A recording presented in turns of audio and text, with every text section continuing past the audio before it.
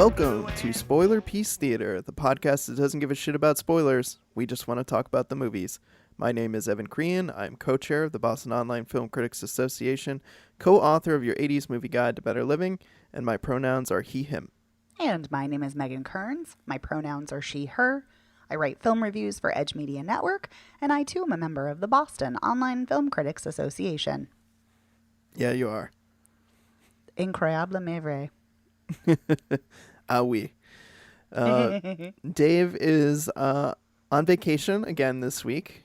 He'll be back soon. Don't worry, listeners. And we have two movies we're going to be talking about in the show. But before we get to those movies, we want to say that over on our Patreon this week, we have the winner of our 1984 movie poll. So we've looked at movies from 1984. And the winner was The Never-Ending Story. Yeah. Yeah. And so aside from getting the theme song stuck in our heads, we had a great time discussing that over on our Patreon exclusive audio. If you're not a patron, definitely think about signing up. We release exclusive audio every week, talking about older films mainly. You can vote in polls like this one that we just had, and we think it's a pretty darn good time. We enjoy our conversations, so definitely check that out. And for the main show this week, as I mentioned, we have two movies. We're going to be talking about Medusa and Not Okay. And first, we're going to talk about Medusa. So Medusa is a Brazilian film. It is written and directed by Anita Roca da Silveira. I hope I'm saying that correctly. And co-written by Erica Sarmet. Not sure. So I'm going to give a little bit lengthier of a summary on this one. I think it kind of gives you a better idea of the movie that we're getting into here, rather than the short IMDb one. So, Mari and her friends broadcast their spiritual devotion through pastel pinks and catchy evangelical songs about purity and perfection, but underneath it all, they harbor a deep rage. Oh boy, do they. By day, they hide behind their manicured facade, and by night, they form a masked vigilante girl gang, prowling the streets in search of sinners who have deviated from the rightful path. After an attack goes wrong, leaving Mari scarred and unemployed, her view of community, religion, and her peers begins to shift. Nightmares of repressed desires and haunting visions of alluring temptation become undeniable, and the urge to scream and release her paralyzing inner demons is more powerful than ever before. A neon-tinged genre bender that gives provocative form to the overwhelming feminine fury coursing through modern life. Medusa dares us not to look away. Sorry, I feel like I had to be more intense for that last line. Imagining like a trailer person reading it. Oh, like, in a world. Exactly. Yeah, so this... I feel like that did a decent job of kind of laying out the themes of this movie. You have Mari, she's religious, she, is very involved in her community, but then also her and her friends go out and beat other women up for not being, pious enough. And things really, she's kind of knocked on her ass. Literally by someone who's fighting back that they attack, and then like emotionally kind of jarred from the whole thing. Like the woman that she's attacking stabs her in the face with a bottle, and she's working at like a cosmetic clinic, like a plastic surgeon's office. And then because she has a scar on her face, then he fires her because supposedly the patients are afraid of her. And then that just kind of leads her to start to question everything that she's, believed and thought. And there's also this story about a woman whose name was Melissa? Was that her character? Was that the character's name?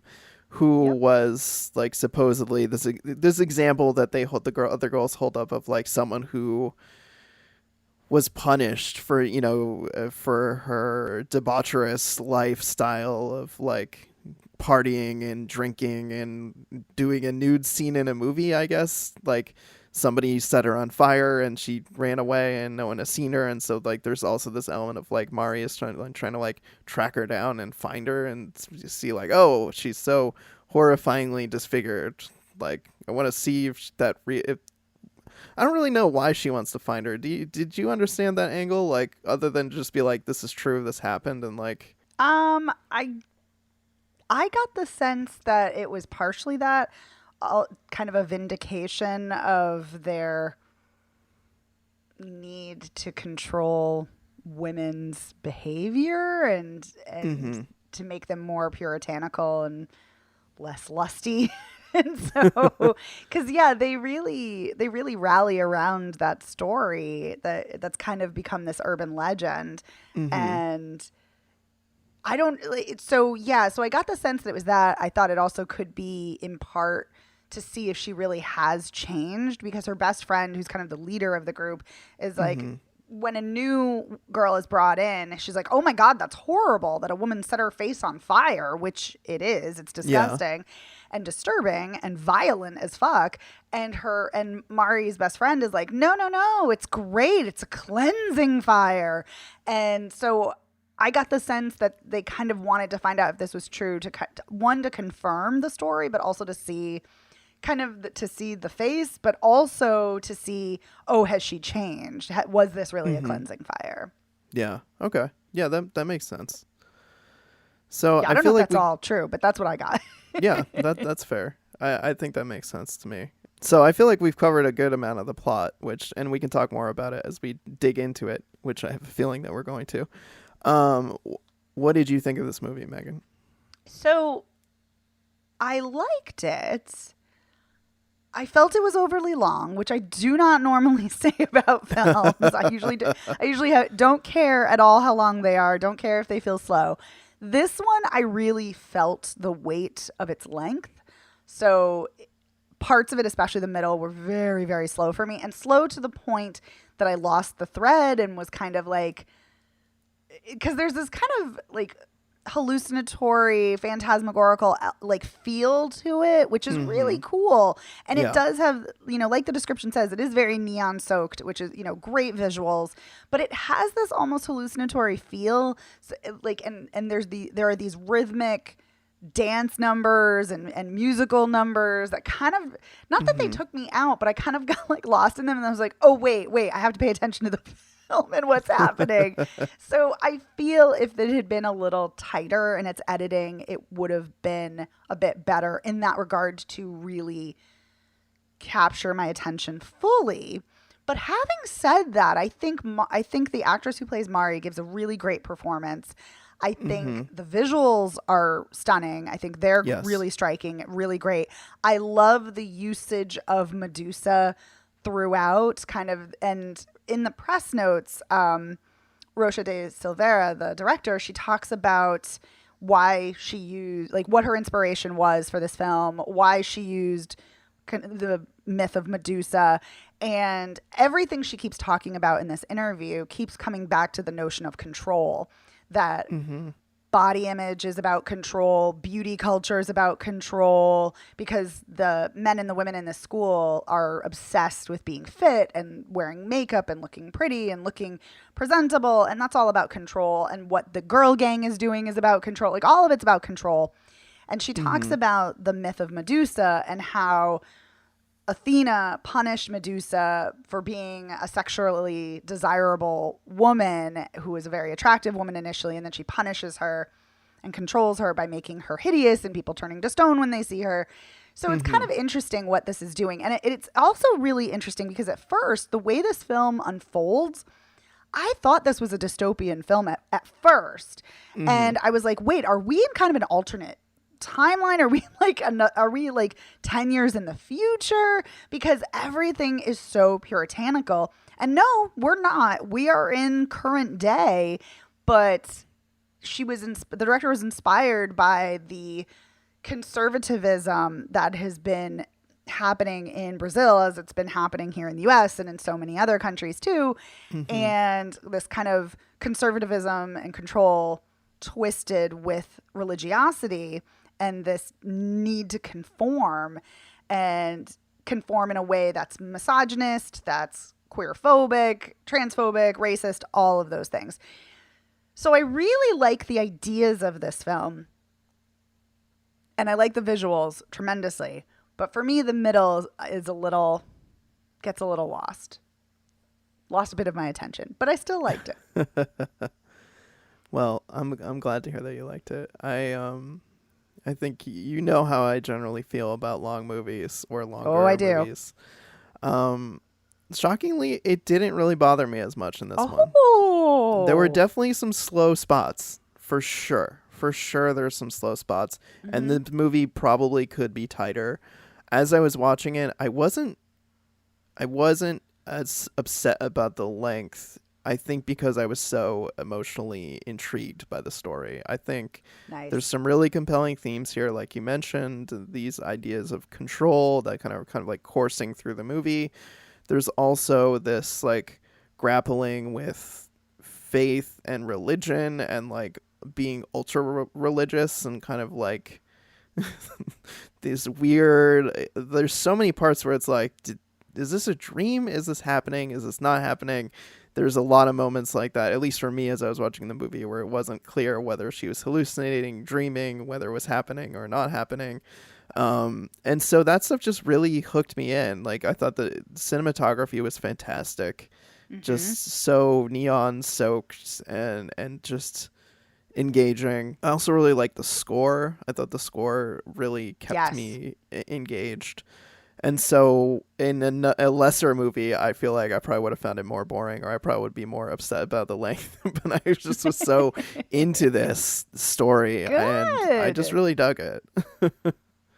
Something else as you're talking that I'm realizing that we should talk about, and I want to get into this more with you, Hmm. is in addition to the religiosity, which also kind of could have been why, like, movies that deal with religiosity. Sometimes they're a little off-putting to me, but Hmm. this is dealing with it in a really fascinating way. But in addition to that, in addition to control and misogyny, also there's this fascinating, and this is very intentional. There's this fascinating undercurrent of rage simmering under the surface, which Hmm. of course erupts into Mari and all the other women screaming at the end of the film and running through the streets screaming, which is a great scene. Hmm. Yeah, I loved that. There's a lot of rage here between like Yes. the women when they are like on the prowl beating up other women, and like these Yes. militant guys who I they have some name like the Guardians of Sion or something like The that. Watchmen of The Sion. Watchmen of Sion, yeah, and they like wear fatigues and they roam the streets, also beating people up and like patting Hmm. people down and like performing like I guess what you would call a citizen's arrest kind of scenario. And I was also kind of getting back to what you were saying earlier, Megan. I was kind of curious myself, like when if this was some type of like alternate Brazil or something, because it's like Yeah. there is a kind of and they talk about it in the film. There is this kind of like perception of some parts of Brazil being very dangerous and lawless and like and so like I kind of assumed that this was just like a microcosm community that seemed to have like tamped down on some of this stuff by like be just swinging the other direction and becoming like ultra religious. But like maybe Yeah. if you walked outside this like several block radius or wherever it is that they all live, then it's different. But I just Yeah. thought that I was think you're right. equally terrifying that these people had like formed their own like enclave of religion and like were just going around beating anyone up who didn't agree with them or even just seemed like they might be like stepping out of line according to their rules. Right, right. Like they just go up to random women walking alone because, as we learn later in the film, a woman who walks alone is a lawless and an immoral woman. And they just go up to them and just start beating them up and calling them sluts and making them confess. And yeah, I mean, it's so fascist and so horrible. Mm-hmm. It's appalling. Right. And then there's the abusiveness of Oh, Michelle, her yes. best friend's, boyfriend, who's one of the Watchmen of Zion, and he's clearly abusing her. And then there's that like gutting scene where she's doing the makeup tutorial on like Mari, and she's like, here's how you can like hide bruises and cuts and stuff like that. And then Mari's like, no, I'm not going to do this anymore because she Right. gets too upset. And then, the camera's still running, and Michelle is like taking off her makeup, and you see that she has this like massive, massive like bruise and black eye, and it's like, whew, boy. Yeah. And like Yeah, later it's a in the brutal movie when scene. she gets proposed to while she's on stage and she's like, no, Oh, just no, just no, no, no, no, no, no, no, no. I can't yep. count the number of ways no. And that's Yep. kind of like the inciting incident that leads to what you were referring to before, which I think this is like amazing rebellion from the women in the group that just like let out these primal screams and just start like attacking Mm-hmm. the men and like running through the streets. It's like this amazing scene where they all like run out and they're just like primal screams running through the streets, just like I don't even know, just roaming the streets together. It's almost like when you think of like schools of fish, you know how they like move as like one like group. It's almost like that Yes. with the women, the way they're Yes. running through the street. That's a great And it's just analogy. yeah, it's such a great ending too. But I love how it kind of like culminates in Mari tripping and like falling over and kind of I don't remember if she's unconscious or not, but like when she kind of like raises her head and notices that Melissa is standing there like Hmm. holding the white mask, and it's like, wow, this is I was impressed about how it kind of all came together and then came back around to like Melissa as this kind of like rallying, whether she's there physically actually there or not, Right, like right. being this like rallying cry for the women of this community, like breaking out and rebelling and fighting back and saying no, fuck you patriarchy. Yep. Yeah, and Melissa really is like the Medusa here because of her disfigured face, and at least you're right, this whether it's in Mari's imagination or in reality, don't really know for certain. But yeah, because Melissa's also the first person, like the first woman to really like just scream wildly. Because Mm-hmm. when Mari goes to take a photo of her, she wakes up from a hospital bed and just screams and runs out of the room. And it's kind of a nice foreshadowing for what's going to culminate later, which is great. Mm-hmm. So I really dug the ending to this movie. I felt it came Yeah, I back did around too. very effectively to all the themes that it was exploring throughout. Yeah, no, I love the beginning of this and I love the ending. Like I said, the middle for me was just a little more tricky, but but it's Mm-hmm. still great. And I think it's really fascinating that Mari comes into her like she first starts questioning everything she knows after she's attacked and after she gets fired, and when she gets the job, as a nurse, and she's working with the guy, and then they have this attraction, and then she kind of has this sexual awakening.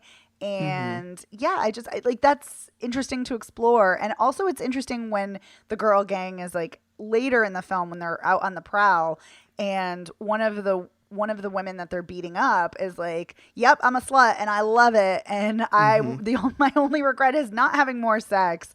And she's talking about how she has sex with multiple genders, and that's great. And they're like, "Ew, you're gross." And they hit her and she's unconscious.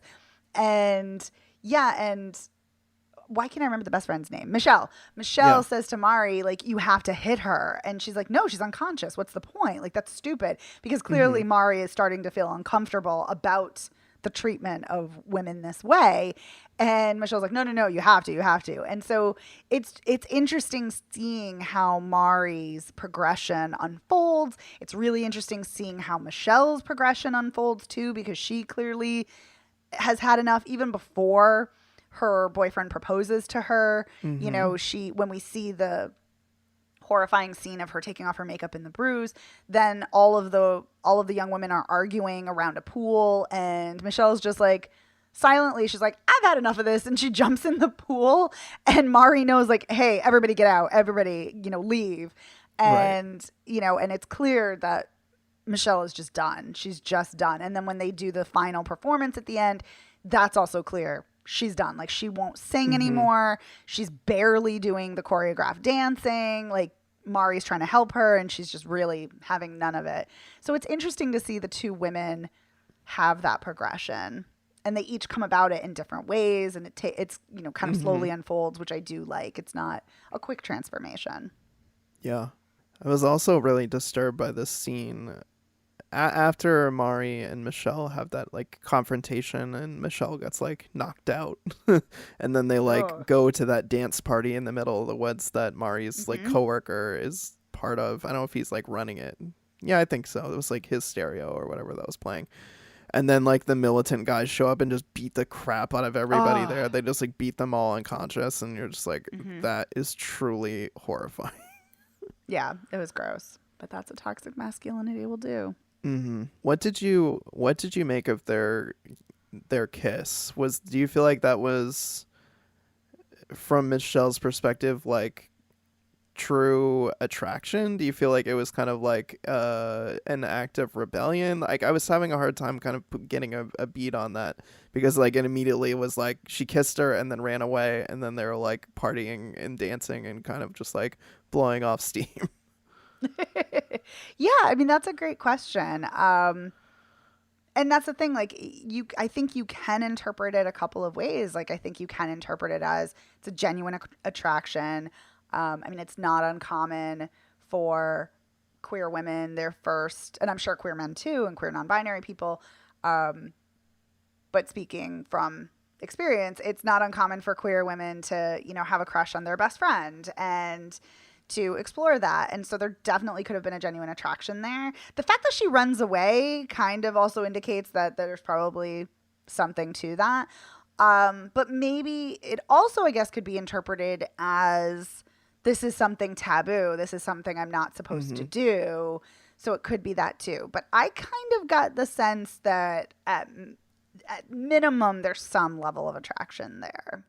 I did too. Just based on the emotional like investment that Michelle seemed to Yeah. have in Mari being involved in everything, and the way that she seemed so upset and hurt when Mari was kind of like falling out of love with all of their like shenanigans. Yes. Yes. It's definitely seemed like Exactly. there was more to it there. Yes. Agreed. Yeah, I kind of wish there had been a little bit more exploration of that, but yeah. No, I agree with you. Well, this movie, when I read the summary, I was like, it could either be really good or it could just be too weird for me. And I'm glad I don't that think I it's thought too weird.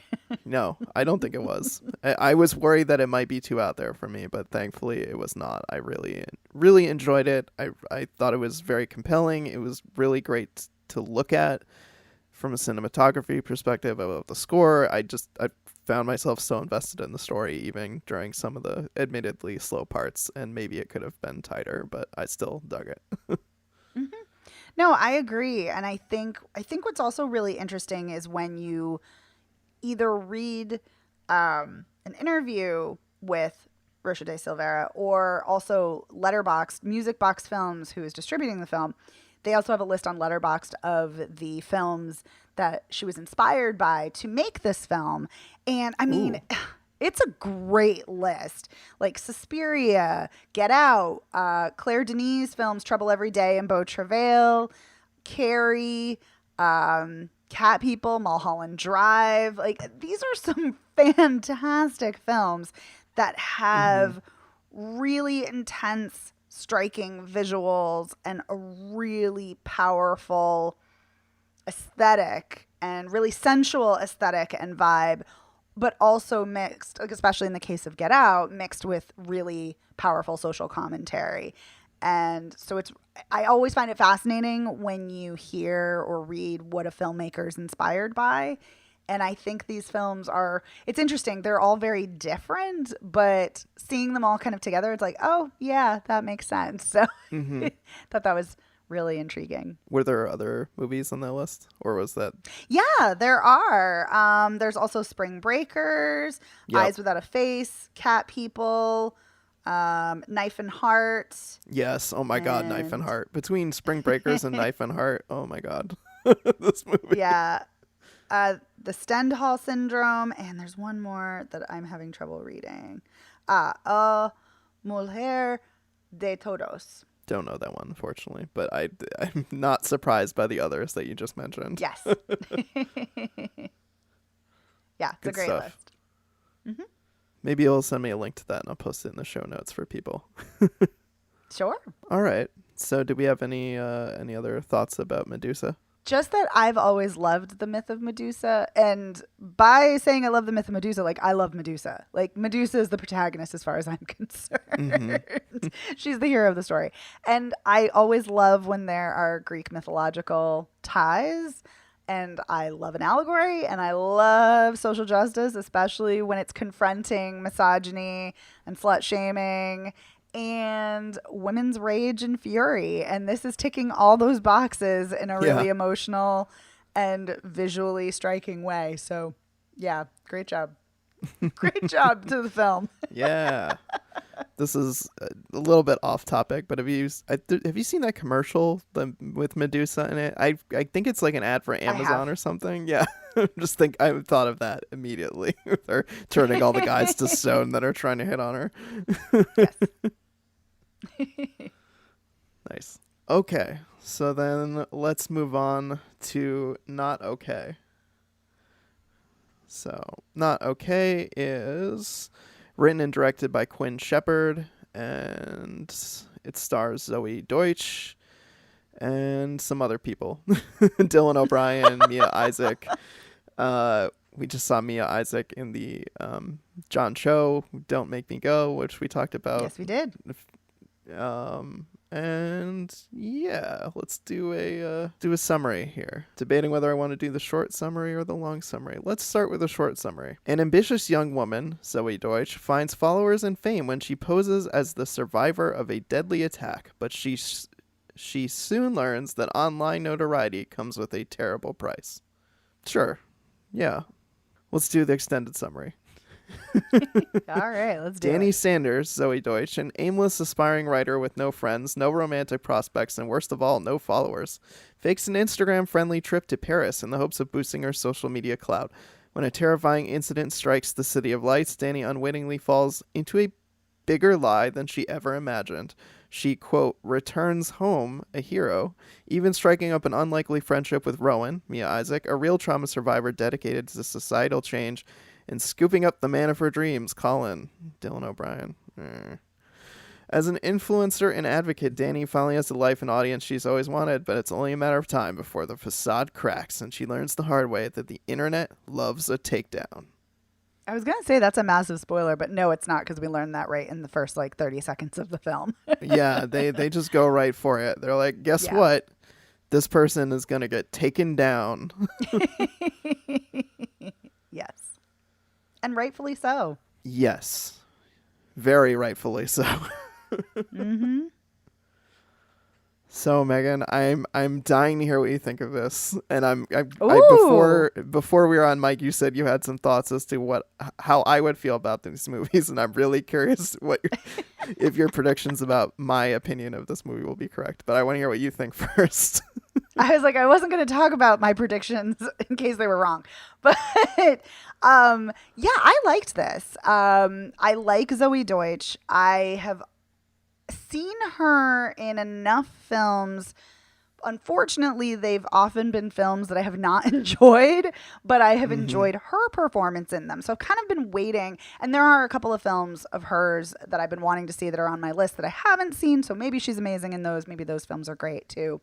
But I've been kind of waiting for her to get, I don't want to say a role she deserves, but at least a film I enjoy so I can enjoy her and the film.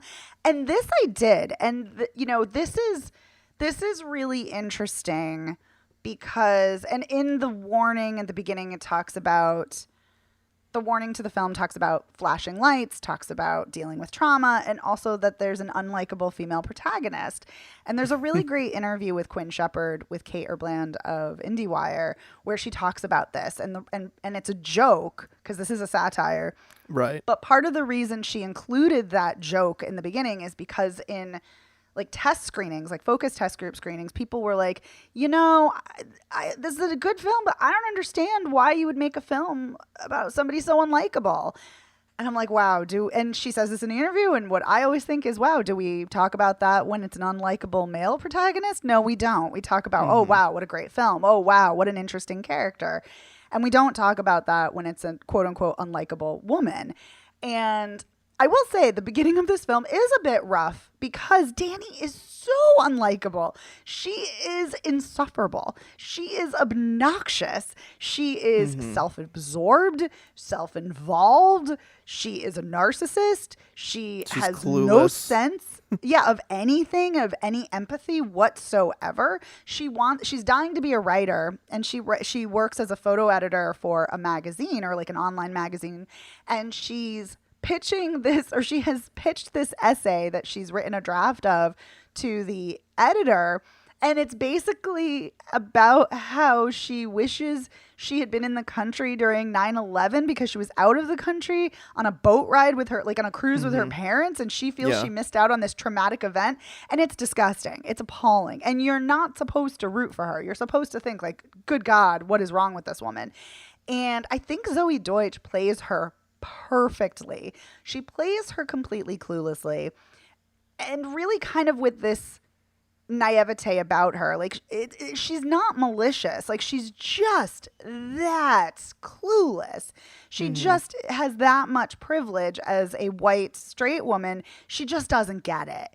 And I think her progression over the course of the film, her friendship with Rowan, and by the way, we talked about Mia Isaac in our review of Don't Make Me Go. And I was kind of lukewarm on Mia Isaac's performance. I think Mia Isaac is amazing here. I think she gives an outstanding performance. So good. And I Mm-hmm. think that Zoe Deutsch's friendship with Rowan, Mia Isaac, really transforms her and really makes her see, like, oh God, I don't have a clue about myself. I don't have a clue about life. And it really does open her up to at least trying to be a more empathetic and understanding person. And I think the ending in particular is extremely powerful because after she's lost everything, she's lost her, well, she still has fame, but everyone hates her, but she's Mm-hmm. lost her job. She loses her apartment. She has to go back home and live with her parents. And, you know, everyone despises her. She only had one friend, which was Rowan, and now Rowan, won't speak to her. And she goes to a support group for like people who have been online shamed, which is absurd. But she goes to this support group and she's asked, like, what have you learned? And she's like, I don't know. I don't think I've learned anything. I just don't know.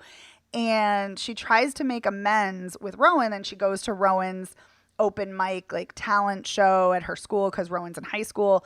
And Rowan does this spoken word piece basically as a giant fuck, not knowing that Danny is Zoe Deutsch is in the Mm-hmm. audience, and it's basically a giant fuck you. Like, my trauma is real. How dare you try to co-opt that? How dare you do this? I may forgive you someday, but we'll never be okay. And what I love is that it ends with her. It doesn't end. She gets the last word, not Danny. And Danny kind of like applauds and then slinks out, and that's how it ends. And I think the ending particularly is powerful. So this is a rough beginning because it's like, as interesting as I think a character as Danny is, it's like, why do I want to watch a movie from this perspective? Why not from Rowan's perspective, who is a legitimate trauma survivor who survived a school shooting? But I think that Quinn Shepard does such a spectacular job writing these characters and the way she ends the film that I found this a really empathetic and challenging film to think about, and I in a good way, and I really enjoyed it. I'm glad you enjoyed it. And I should say I don't often like satires. It's very difficult. I find satires extremely difficult. They can be, as I found this movie to be. That was what I wasn't going to say my prediction, but I did predict that. I was really not a fan of this movie. And then not because of an unlikable protagonist. I actually found it really amusing that trigger warning was in there, and like as kind of like a joking wink to idiots who watch things and go, "Oh, I just don't like it because I don't like the person." I think Zoe Deutsch is good in this, and I think she does a good job of playing someone who's just so out to lunch and just so self-involved that they like can't see past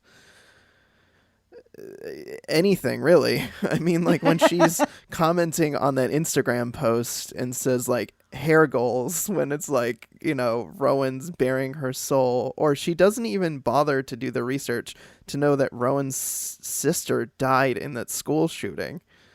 Like like really? You didn't even look that up? Come on. This is just basic research you do on somebody.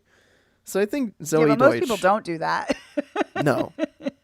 But I mean, if you're gonna construct this entire fake persona and all of this, fake backstory, you would think that somebody would do try harder to like Hmm. construct their story in a more believable way. But I just found this so frustrating as a movie because I understood parts of what it was going for. I just didn't think it was effective in communicating really anything. I found myself watching this going, who is this for? What is it trying to say? You have like choosing to have a school shooting as like a backdrop story element to me. It just is so strange to have it like also have a person who's like, I went through like a bombing and now I'm gonna like latch on to school shootings. It's just, to me, it's so frustrating because school shootings are still such a it's not like they went away, but it's just like such a prevalent thing in our culture, and to not delve deeper into that or to use that more in the story, I felt like was kind of a frustrating element. Like it could have literally been her faking anything. um in the world, like there's so many stories of people faking things to be famous, and I just don't understand why the school shooting was something that we latch onto if it's not school shooting, terrorist attacks. It just felt like things that didn't belong together in the first place, and then didn't there wasn't anything interesting or new being said about those. But what else was I frustrated? There's that moment leading up until the ending where she's in that support group, and I think it's the director that's in it that says, Hmm. or she She says is. like, oh, like, leave it to the like white girl to think that she's like the protagonist of the story. And I just found that such a frustrating tip of like what the movie is trying to say before it says it with the end. And again, I don't understand why if that is the message, why we're focusing so much on someone like Danny, when if the point is to say that Rowan, it should be the protagonist, why that's not woven more into the story and instead just the spoken word monologue slap in the face at the end. So I just found that frustrating. But that is the point. You just nailed it. That's the reason. This is a satire, so it's trying to poke, and I know you know this, but it's trying to poke fun and highlight how isn't this absurd that Danny is the protagonist when she should never be. So, yeah, that is the reason though why she is, because it's trying to say she shouldn't be. I just think it's an incredibly heavy-handed way to do it, and just utterly frustrating. That's fair. Like, yeah, you don't obviously don't It's have to think it was executed well. I just think that's the whole point. Yeah, no, I see that is the point. I just don't like the way Yeah. that point is conveyed. That's my problem with it. I think it's heavy-handed and insulting to the audience to like basically tell them what the point is right before you show them the point. Uh, I mean, it does it right at the end. It's not like it does it in the beginning. yeah. But yeah, but we're going to disagree on that because I do not Yes. find it insulting. But I do have a question for you. You said that Yes. you had a problem with the fact that the school shootings and the terrorist bombing were linked. Yeah, Is it's that what just you? yeah, to try and like piggyback on the trauma of like school shootings when it's not like school shootings are just so prevalent in our country, and so I feel like it's kind of Yeah. So are. insulting Oh, to I'm sorry. make that as like a backdrop to what doesn't it doesn't factor that much into like it could be about literally anything else. So I'm just I just find it frustrating to pick something that is so in our consciousness right now as a country and attached to so much pain and trauma, and to like not to basically just use it as window dressing. But I don't know if that makes any kind of sense. No, it makes sense. I just I mean, I think then by that rubric, you couldn't make this film at all because any tragedy, school shootings, bombings, all of those are relevant. I mean, especially in this country. And we're inundated with them. You're 100% right. So I'm just saying, I don't think this movie could have been made at all if you take out the disaster, traumatic element from it. So I'm just wondering what would you substitute instead to make this film? I don't know. I don't know.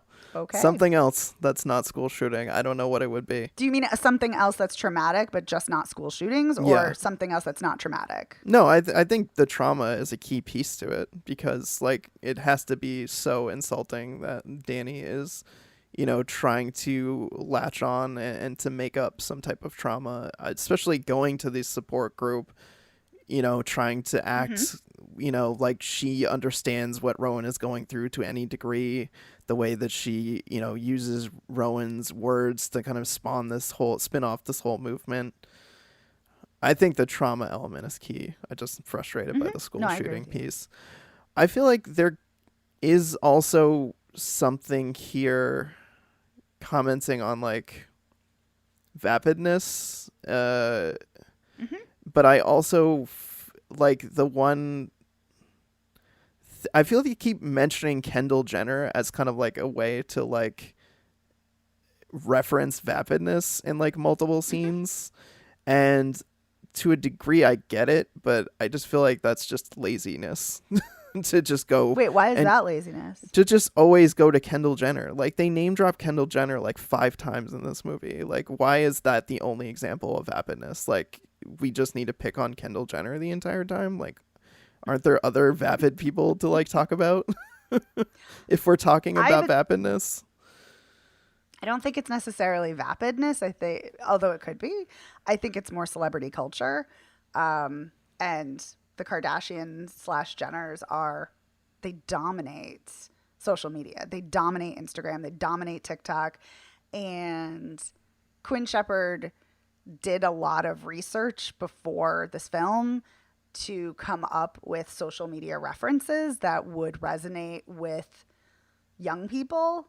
And right or wrong, the Kardashians and the Jenners do. So to me, it made sense as to why Kendall Jenner keeps getting referenced. But sure, you could have probably thrown in some other celebrities for good measure. Something she said in that IndieWire interview that I thought was interesting was what struck her while she was writing this film in 2018 was she would open up social media and she would see horrible, horrible news stories. And then, hey, check out this new body lotion by, Kim Kardashian. And like, I Mm-hmm. think and that juxtaposition is really jarring, but also really what we deal with in our media today, which is awful. So I think she's trying to hit on that. But I think it's interesting the notion of I'm still thinking and mulling over your notion about how it should be another tragedy other than school shootings. And I hear you. I don't agree though. I think shying away from talking about school shootings is not the answer. I actually think while this film could have gone much deeper and probably should have, I still think it's important to not shy away from it. So I actually didn't have an issue with it. But I think I'm that's so not saying fascinating to that we shy have such away from divergent it. issues. I'm not saying to shy away from it. I'm just saying dig more into it. Like it feels like a wasted like opportunity to talk more about something that is so prevalent. Just think if you're Right. gonna pick something that's prevalent, you should do the justice of like digging into it more and not just kind of making it like I said, window dressing or backdrop to this kind of story. Right. And I'm saying I disagree. I don't think it is just window dressing or a backdrop. I'm saying it could have been deeper, but I disagree. I have a different perspective. That's all. So, yeah, I agree in the sense that it could have gone deeper, but I don't think it is just window dressing. I think it is important that it is, and I think it's an important fabric of the story, and I think it's an important part of Rowan's story as a character. And I Fair think she enough. passionately talks about the need for gun control And yeah, so for me, it worked, but I can totally see why it didn't work for you. It totally makes sense.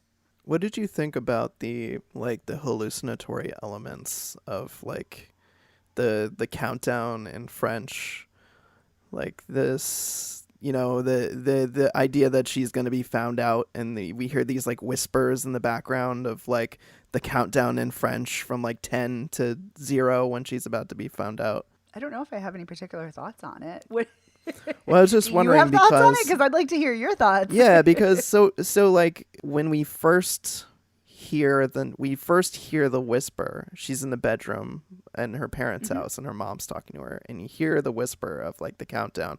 But also we're just busy seeing like the Black Swan poster on her wall.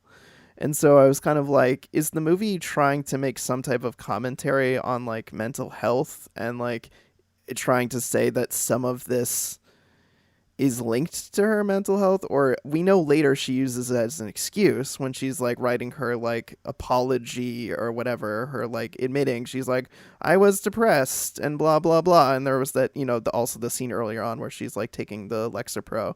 Right. I was like, I don't think that's an excuse. She's on Lexapro, so she is depressed. So she's clinically depressed. So yeah, I don't think that's necessarily an excuse. I think it's an explanation. Whether it's a good enough one, no, I'd say it's not.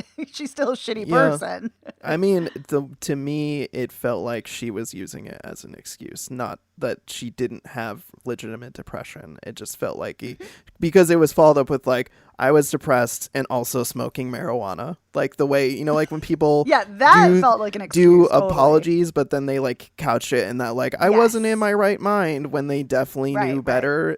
In this case, it didn't seem like the depression wasn't legitimate. It felt like in this apology, it was a crutch or an Totally. excuse. Okay, that I totally agree Yeah. with you. Yes, yes.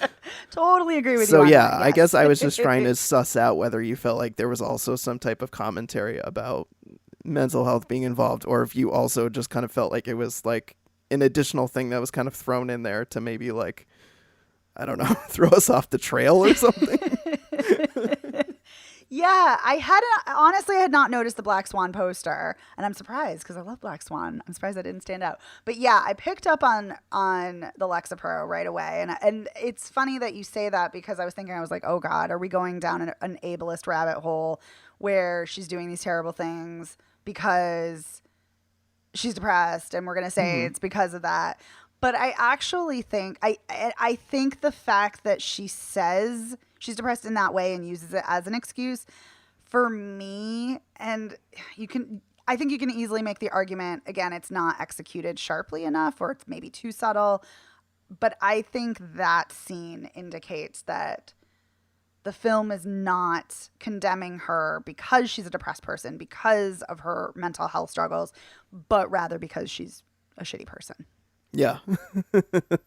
Yeah, movie I think is the like, film does not let her off the hook, and I like Yeah. that. Yeah, but I think in another film or in another filmmaker's hands, I think it would have been very ableist and very like, oh, she's hallucinating. Oh, she's imagining. Like it's interesting.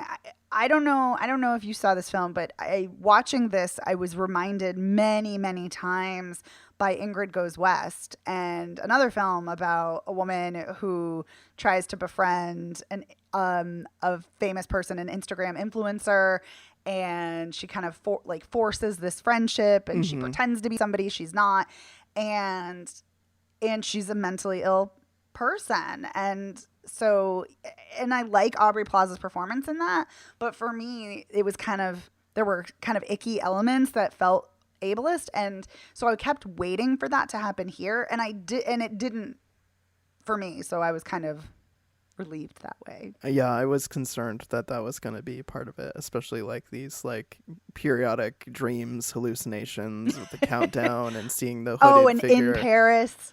Yeah. Yeah, and then like when she sees in the dreams, like she pulls the hood off and she's looking at herself, or I was really worried that like it was gonna be like she imagined, and like there is a little bit when she's recounting in her apology about how she concocted this idea to impress Colin, the Dylan O'Brien character. Mm-hmm. And there's something so tragic about her, like doing all the stuff to impress this guy who's just such a piece of shit and not worth her Oh my time at God, he all. is. Like that sex scene in the bathroom, and then later she's taking Ooh, the Plan B, which was a hilarious scene based on how she's like great scene. taking it and like toasting to the other guys standing outside the corner store. But Like ripping it open with her teeth. yeah, I actually thought that was really funny and really well done. But oh my Yeah, God, what a piece of agreed. trash human being. Yeah, I mean, it was kind of obvious that he's a piece of shit, but you're right. It is crystallized in that sex scene. The fact of what he's saying to her, and he keeps like grabbing her hair and her throat non-consensually. And it's very clear she's uncomfortable, and it's just so repulsive and disgusting. But I do love that when he tries to talk to her again, she's like, "Nope, we're never gonna go hang out. I'm never seeing you." I was like, "Phew, okay, at least she learned that. If Yeah. nothing else, she learned that." Yeah, I did enjoy that too when she was just repeatedly shooting him down in public. Although I think it's funny that it's like he's such a piece of trash, but like he has the awareness to like know that he's playing a character. Like later when she's Yes. like, "Colin, you're from Maine," and he's like, "Seriously?" Like he drops his like voice that he's doing, but it's like I Danny know. is still just so like so lacking in self awareness to put together that Colin is playing a character, or like even in her own like stuff she's not, you know what I mean. Yep. Yeah, I mean, that's why I felt really, I don't want to say I felt bad for her because she created her own disastrous mess. But there were moments, and I think this is a testament to Zoe Deutsch's performance and to the writing by Quinn Shepard. I did feel sorry for her. There were moments that I pitied her. Hmm. And I mean, they're fleeting moments. They don't Yeah. last very long because Hmm. I'm like, oh God, why is she doing these awful things? But yeah, I found her really intriguing and awful, but sad. And I really liked that confluence. Yeah, and for all of my gripes, the movie did hold my attention. Like I Oh, well, there you was go. I was intrigued to see where it was going. I think for me, like the sum of it at the end was feeling like just frustrated at the parts, like how it came Yeah. together. It was kind of like I was intrigued, I was curious Hmm. where it was going. I liked Zoe Deutsch's performance, and then I was just like, okay, I didn't, didn't like how it all came together, but it did hold my attention. No, and I think that's fair. And I mean, we have, like I said, we have clearly divergent views on this, but I keep coming back to and pondering what you're saying. And I think it's such a great point that you've raised, like why it didn't work for you, why you disliked that, and I'm so glad we had this discussion about it Hmm. because I'm thinking about it because there's so many other films that deal with such difficult, horrific issues, and some films get it right and some don't, and sometimes it's obviously different for different people. Some people think it works and some don't, and so it really is. I really am so thankful and grateful that you brought it up, and I mean that truly, because I'm thinking about why did it work for me and why didn't it for you, and then kind Hmm. of like extrapolating it to a larger filmic discourse, like what does make tackling something traumatic and horrifying work and what makes it not work. And yeah, and I think the fact that this film is raising so many issues and questions, and even if it's not getting them all right and not doing them all well, it's at least raising these questions, and I think it makes for really fascinating contemplation and discussions, which I appreciate if nothing else. Yeah, exactly. That's why we're here, right? We get to talk about Yes. these movies and dig into them, whether we like them or dislike them for whatever reason. We have the opportunity to talk about them in depth and to not have to worry about spoilers, so we can talk about all the particulars that really Yes. we loved or found frustrating, and I do enjoy that very much. Yeah. No, I just want to say, like, I don't want you to think, like, just because I disagree, I don't, like, I totally see where you're coming from. And I think it's a great point. Like, I really do. I'm just, yeah, kind of I have to think more about it. I will be mulling this over for days, weeks, just so you know. It's a brain teaser. Yeah, I mean, this is why we're here. We enjoy talking about movies, even when we don't agree on them, and we enjoy digging into why we like them or dislike them, and often, for different reasons. And it's like, I remember, and I haven't seen it since, but I remember when Zero Dark 30 came out, people were like, I love it because it is so restrained.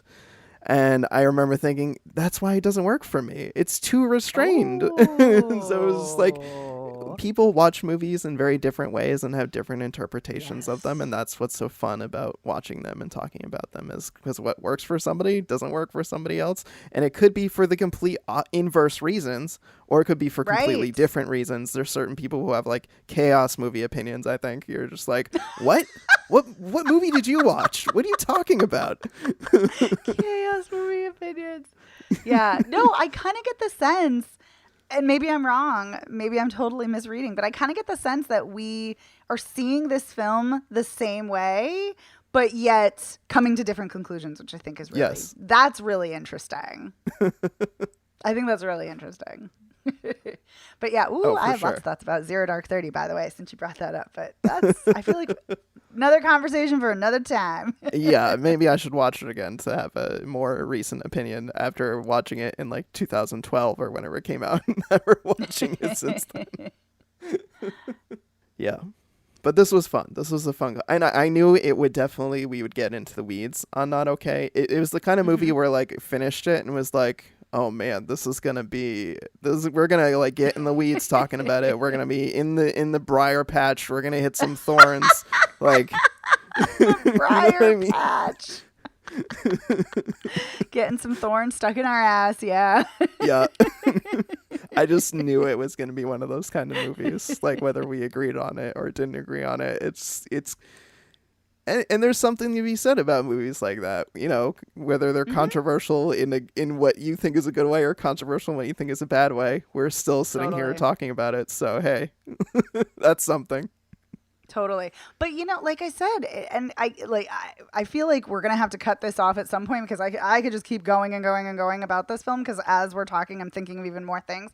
But I think that's so often why satires don't work for me, is the very reason why this film overall didn't work for you, is that oftentimes they make too light of such a serious situation. And so it's just, it's fascinating. Anyway, I'm going to cut myself off because I could just literally keep going. But I will say, Zoe Deutsch and Mia Isaac, great performances in this.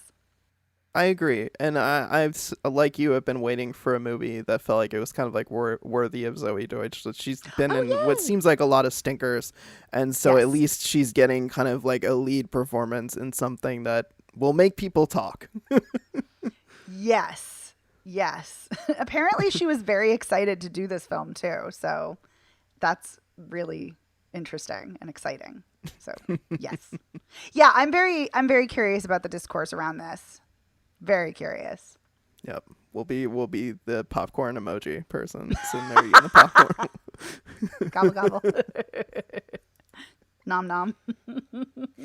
Mm-hmm. Speaking of which, I think I'm gonna make some popcorn after this. Nice choice. Anyway, listeners, you don't need to know that, but let's bring this in for a landing. So let's recap. We talked about Medusa earlier. Medusa, I believe, is going to be on VOD. Correct me if I'm wrong. VOD and theaters. Yes, and it I think it's opening in theaters first and limited release, and then. Gotcha. Okay. Opening wider, opening in more. So limited release, then opening to wider audiences. It sounds like we would both say to see Medusa. Yes, I would. Yeah, I highly recommend. Definitely check it out. And I suspect I know where we land on Not Okay. Yes. I would recommend Not Okay. And I think it's safe to say you wouldn't recommend it. But I will say, I think it's not going to be for everybody. Just like every film, so. Mm-hmm. Yes, I was not okay with it, but that's okay. It's okay to be not okay, as Yes, the film says.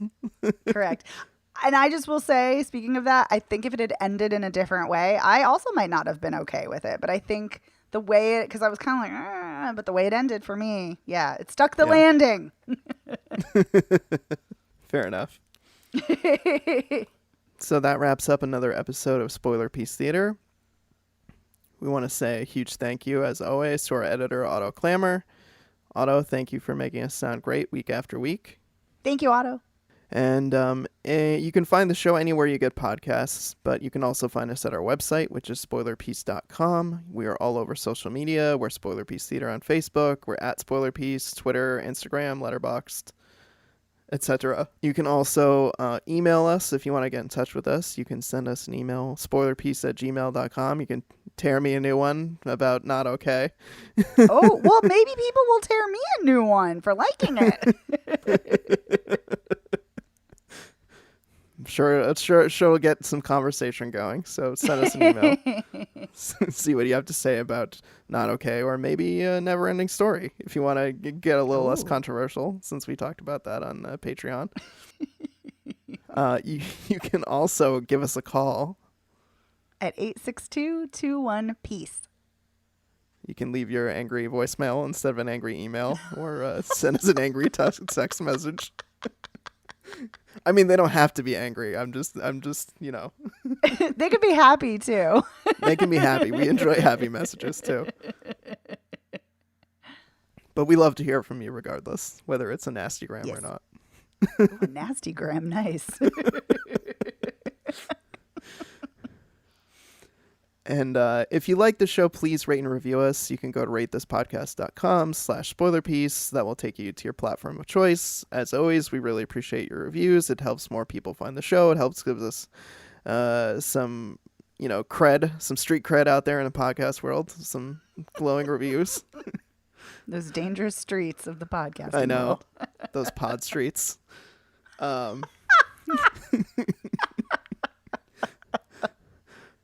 And if you really, really like the show, please consider joining our Patreon. As I mentioned at the top of the show, this week's we're talking about the winner of our 1984 movie poll. We talked about the never-ending story.